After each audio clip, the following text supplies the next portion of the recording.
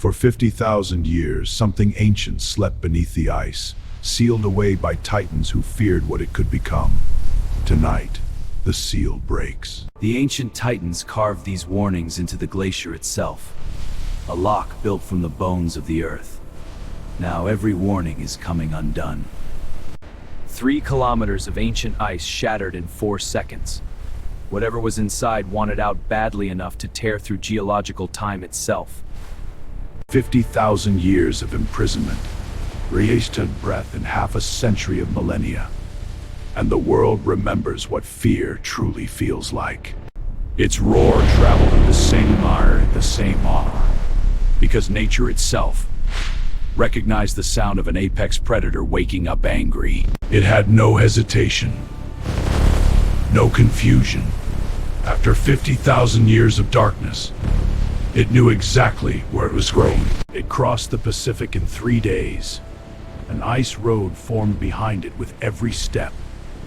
And ahead, saw it. The animals knew before Kong did. Every living thing on Skull Island felt it, an ancient wrongness in the air. Something was coming that did not belong in this world anymore. The moment its foot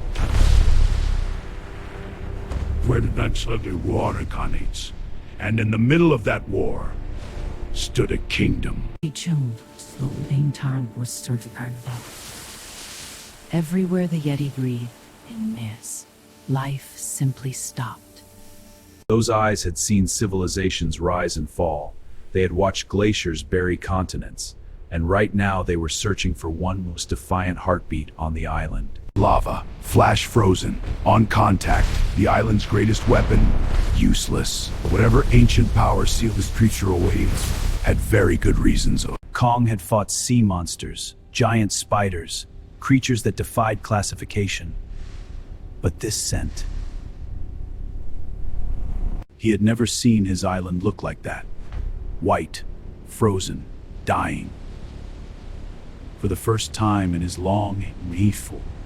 That sound, that thunderclap, it traveled across the entire island in 1.3 seconds. Every creature, big ancient heard it. It listened. Half a kilometer apart. 2 titans who had never shared the same world. Now sharing this arena. Half a kilometer apart. 2 titans who had never shared the same world. Now sharing this arena. Minus 270 degrees. The cliff behind Kong, solid volcanic rock 10 million years old, shattered like a wine glass. If that beam had connected, this story would have ended here. The sonic boom registered on weather stations 400 kilometers away.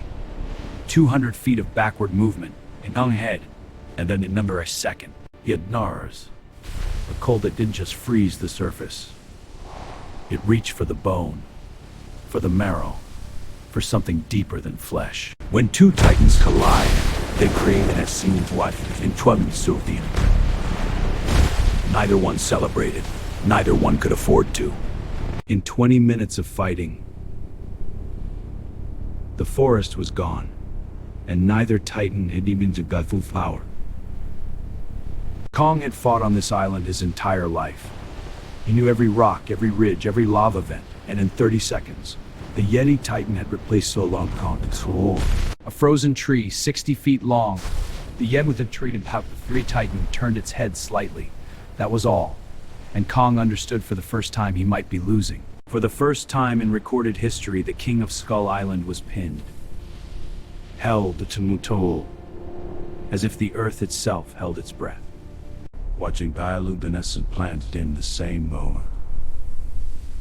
As if the island and its king seemed in the same moment. 3 kilometers through the air, the ocean impact registered into sat, seeping the darkness into the deep. That way, it's astounding. Will is the only weapon that matters. The deep ocean has a pressure that crushes submarines. It did nothing to Kong, because what was building inside him pushed back harder. Memory, purpose. Those eyes lit up the deep ocean for 400 feet in every direction. Every creature in that radius felt it. Something ancient had decided. Something massive had chosen to return. He didn't surface. He erupted. 337 feet of ancient fury. The king had come back. Every step shattered 10 meters of glacial ice. He wasn't running, he wasn't rushing, because kings don't they arrive. And when Kong arrived, the island would know its guardian had returned. One thunderclap.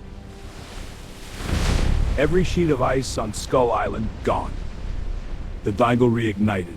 The Bilomil was home. The Yeti Titan had existed for 50,000 years, without ever encountering something it could not simply outlast.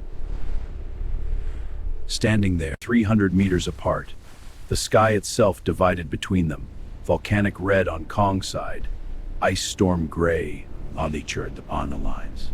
12 volcanoes, simultaneously, as if the island had been waiting for this moment, storing 10 million years of geological fury for exactly this fight. Fire and ice. At the point where they met, light rumbling through. The lava sword set in the circle. Kong understood fire the way the Yeti understood cold. He wasn't throwing lava.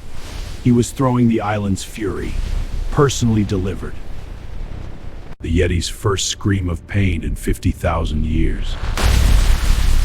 It sounded like a glacier cracking, like the earth splitting, and hating it, visible from orbit.